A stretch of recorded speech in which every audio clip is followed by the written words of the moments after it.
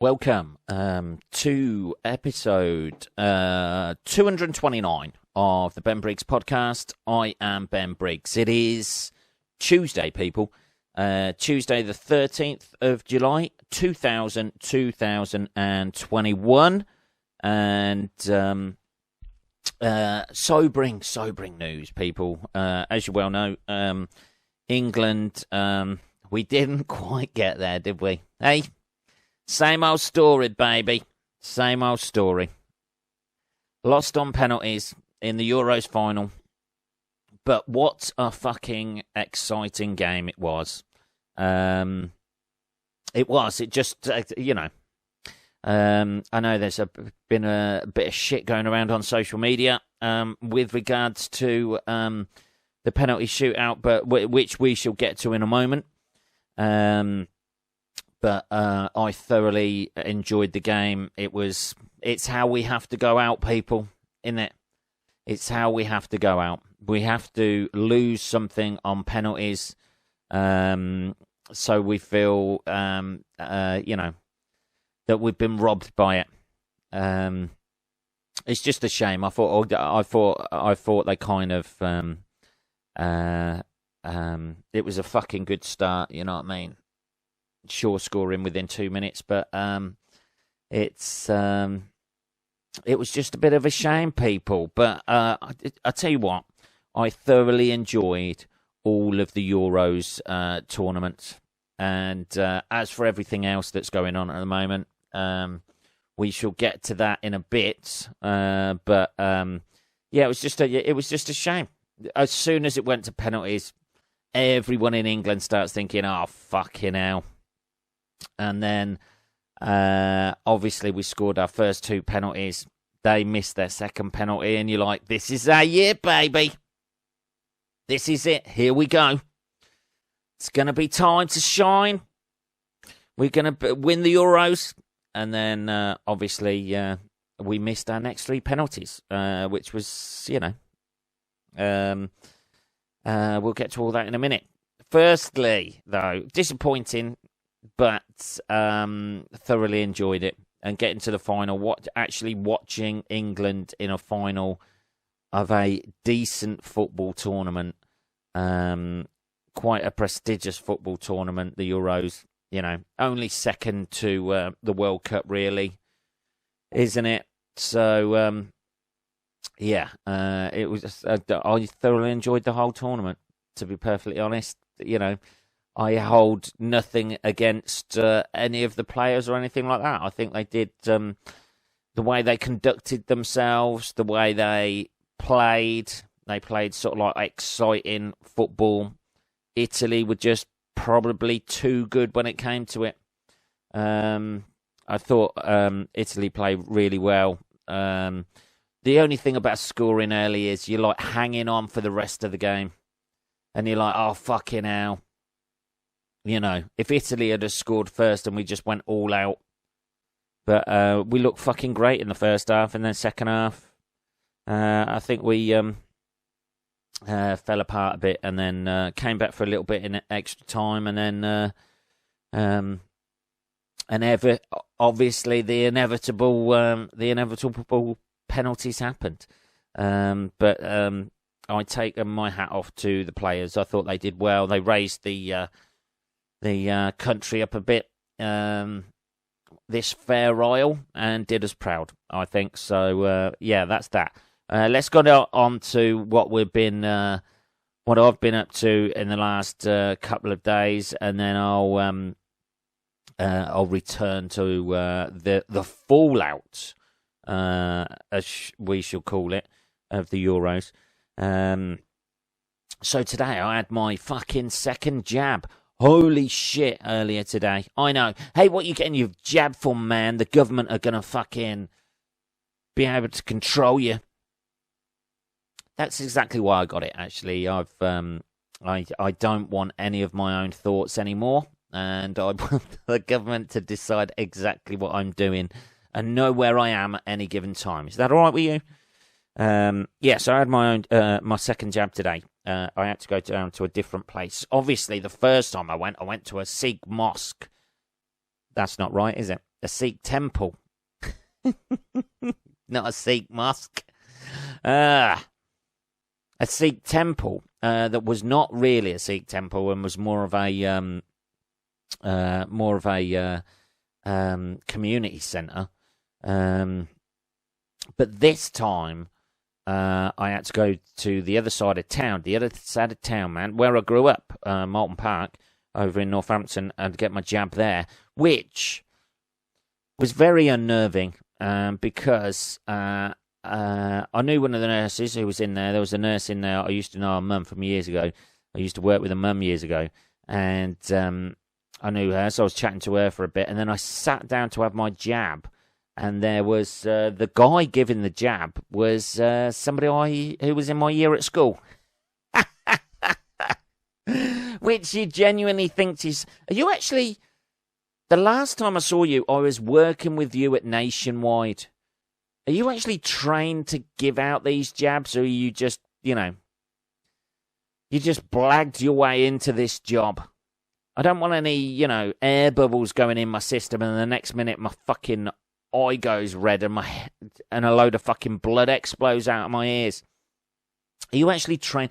But even that, you don't really want to kick off that much, do you? Because you're like, he's probably like, actually, I've been on an 8-week course to administer these things. So, yeah, it was a bit weird. But it was, I used to get on with Gareth quite well, to be honest, when we worked together. I never really spoke to him that much at school. But when we worked together, I used to get on with him quite well. So it was nice to have a little bit of a chat up, a little bit of a chat with him. So it's it is a bit strange having someone who is not a trained medical professional give you the jab. You do feel a little bit, should you really be doing this? How desperate are we to get these vaccinations out? How desperate are we? But I feel all right at the minute. I feel okay at the minute. I don't feel hot or sweaty or anything like that. I think the second jab is meant to be better for you, isn't it? I think most people get a reaction, start feeling a bit rough and that sort of thing on the first jab, and the second jab is a little bit easier on the old system. I don't know whether we're going to have one every year, though. That's the, I don't want to have to keep coming back, building up a relationship with you, You get your own, your favourite jab guy or girl. These, older people who have to have a flu jab every year, just to... At some stage, you're going to have to draw the line and go, it's just not worth it. You're too old. Just get your affairs in order. Get some Beecham's hot lemon in. I don't know. Maybe that's possibly why we're living longer these days, because we're having the flu jab. And we're keeping these older people going, keeping them, getting their pensions. That's it, isn't it? I also, this morning, before I went for my jab, I had my teeth cleaned as well. So my teeth are a little bit sensitive at the minute. I get all the stains taken off them and that sort of thing every about 3 months, because obviously from the podcast, as you well know, I'm a secret lemonade tea drinker. No, I'm an avid tea drinker. So you get all that shit. For some reason, either I didn't drink as much tea when I was younger. That is probably the case. Although I've always been a bit of a, come home from school, have a cup of tea, and think about leaving the house. I'm like a Blur song. But I've always been an avid tea drinker. I'm an Englishman. It's in my fucking DNA, isn't it? That's it. That's how we ruled the world, baby. How are you going to do it? But, so I have to get all the stains off my teeth and shit like that, which most people fucking hate going to the dentist. I find it quite relaxing, actually. When they're going around with the old descaling thing, getting all the stuff off your teeth and that. I actually quite like that. I find it relaxing. It's weird, I know. People say that about tattoos, don't they? Like when they have, I find like the pain of a tattoo relaxing, and that I've got 2 tattoos. I never really found it that relaxing, to be perfectly honest. I'm not like that guy on the fucking the video that goes around on social media, screaming like that, where his girlfriend's going, "Baby, baby, come on, baby, it's okay, baby," and he's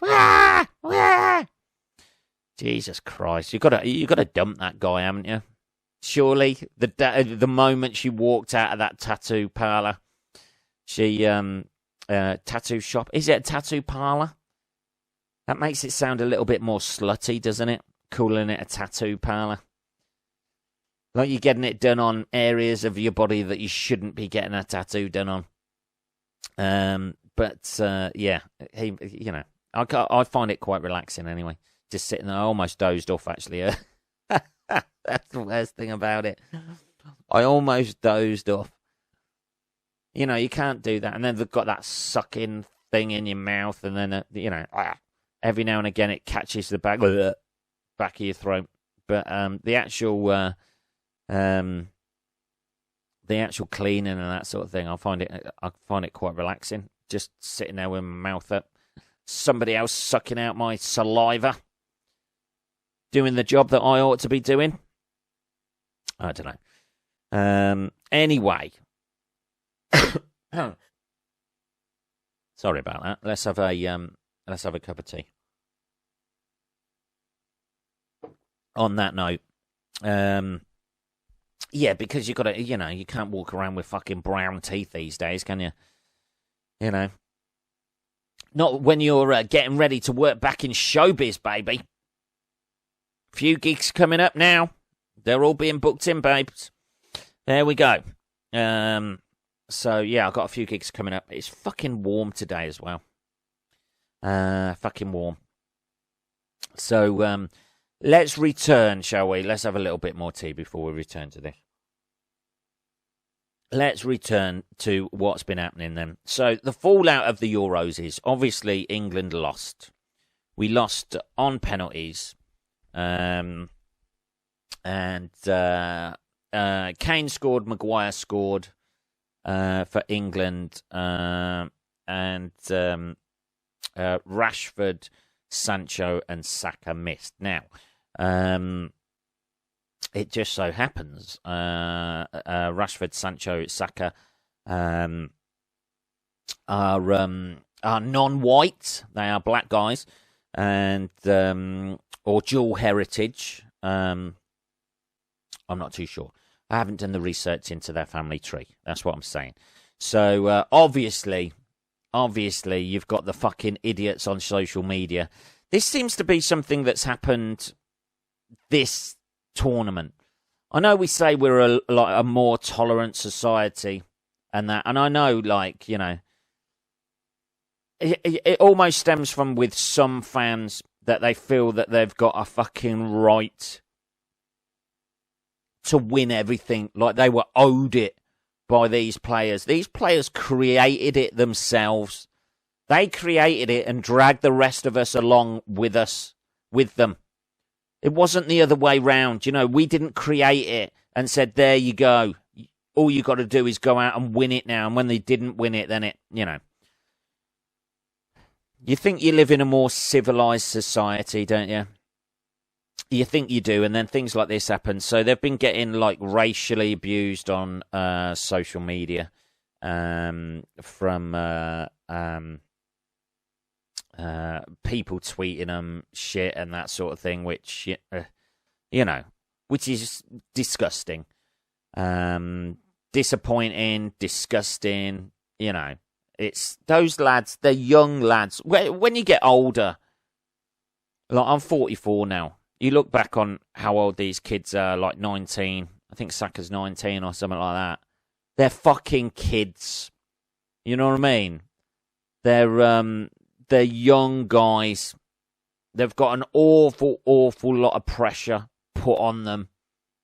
They've got carrying the hopes of a entire nation going into that game. Some of the choices for the penalties, were I don't know. I thought, Grealish would have took possibly a penalty or something like that, but you go with you have to go with it, didn't you? I think the players actually volunteered to take penalties. So, but the fact that obviously their race and just the colour of their skin is being used against them as some sort of, benchmark for, those players, Rashford, Sancho, Saka, they've been the ones that have got us there more than, most players. Kane didn't particularly perform well throughout the tournament. He's not been, literally fucking on fire. But nobody's sort of racially abusing him online. It's just fucking disappointing. You know what I mean? They're young lads. If those people hold those views, what would they have done? How would they have reacted if we'd have won? And then suddenly it's always... all of that, what they did for the country, all of that good spirit that they've created, that excitement, the next generation of young kids who are watching them on TV, playing in a final of the Euros. They've done all of that. All the stuff they do outside of football, like the Rashford free school meals and that sort of thing that he's campaigned for poor kids. The example that they've shown to young kids, and then fucking idiots go and start racially abusing them on social media. I know it's easy for me to say this, and I know it seems a bit... Well, obviously racial abuse is bad, Ben. Obviously it is. But we're still in that situation, aren't we? Where fucking idiots can get away with it because they think they're either anonymous online, or no, but they've got no recourse from it. That's the thing, isn't it? That's why people get racially abused on social media, and people come out with this thing because they feel that the people who do it feel that they're fucking free agents to fucking get away with it. If really, these are the people. I know there's people who lose their jobs, their careers, and things like that over stupid, innocuous things that they say. But, for these sort of people, just some of the racially abusive tweets that I saw, I'm not going to go through them. They're just pretty disgusting, really. And I'm not just saying that to be held up as a fucking lefty, fucking, all footballers are, it's a minority of fucking idiots out there. And to be honest, I think some of the things that, yes, everyone's emotional. Yes, it's a shame that we lost, but they did their best. We went out the way we're meant to go out, innit? That's the way England are meant to go out. We lose on penalties. We're plucky triers. That's what we are. And then for somebody just to, I didn't even think about that. I didn't even think of the race of the people who were taking the penalties. And that Kane and Maguire scored and Rashford, Sancho and Saka didn't score. I didn't even think, logically, normal people, you don't even think that. You're just like, oh, fucking hell. Here we go. You don't even think of you just see them as footballers, don't you? I'm not saying like I'm one of these people, oh man, I never see race, man. But, you know, they have to string these fucking cunts up who send these tweets out. Those kids on there have done more for this country in the last 2 weeks than these people could ever fucking dream about in their lifetime. That's what sport does. You know, and these people send in race. They're acting like fucking babies. You know, just deal with it. Innit? We lost. Get over it. Do you think your pain of watching a fucking football match on TV is going to be worse than going up, having the fucking balls to step up in front of that audience, take a penalty, miss, and then walk back? You think your pain allows you to be a racist cunt? You know, you're watching it, sitting it in your own home, watching it on your telly. They've got the fucking ball at their feet with all that pressure on them. You know, if your life is that small that you've got nothing going on in your life other than, you know, sitting on your sofa watching the telly. You know, these people have actually gone after their dreams, put in the work and effort to become professional footballers. I don't know, man. I'll take my hat off to him.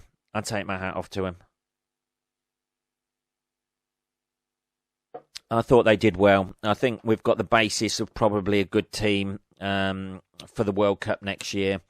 And you're always... This is the problem with social media, isn't it? Hey, man, you can say whatever you like on social media and you can talk to everyone. Yeah, that's a good thing. But that's also the main problem.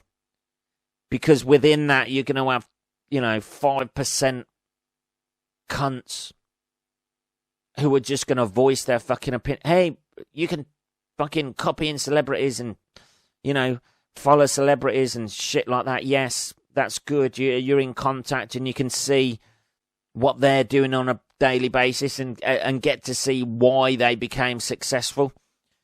Probably see see some adverts for things that you didn't want to see as well. But the flip side of that is, you get fucking idiots, like that. And they're just, they're just cunts, aren't they? They're not football supporters. Are they really deep down? That's what being a football supporter is. You take the good with the bad, don't you? You don't fucking jump ship. You don't fucking, everybody moans, don't they, about their team. Oh, he's not playing well. Oh, they're not playing well, and that sort of thing. But when it comes to the crunch and you see your team put in 100% effort like England did, play as good as they can, they may have got a bit overwrought in the second half, but the first half they fucking played so well. That's what you do, innit? And then you put it in context, don't you? Fucking hell, a load of, young lads went all the way through to the final. From this country. We've had very little success over the last since 1966. Very little success. And they took us all the way to the final of the Euros. I mean, what more do they need to do? Obviously score penalties, but, you can't understand the pressure that they were under for those young lads. Yes, they get paid millions every week, but they're not fucking robots, are they? They're not, yes, they get paid to put it with that pressure. They also get paid that amount of money because the sport generates so much money, doesn't it? I don't know, man. I'm just I'm tired of those people. Just tired of them. Give them the fucking benefit of the doubt. They did a fucking good job. They played some fucking good teams and fucking beat them. You've got to doff your cap a little bit to him. Anyway, so this goes into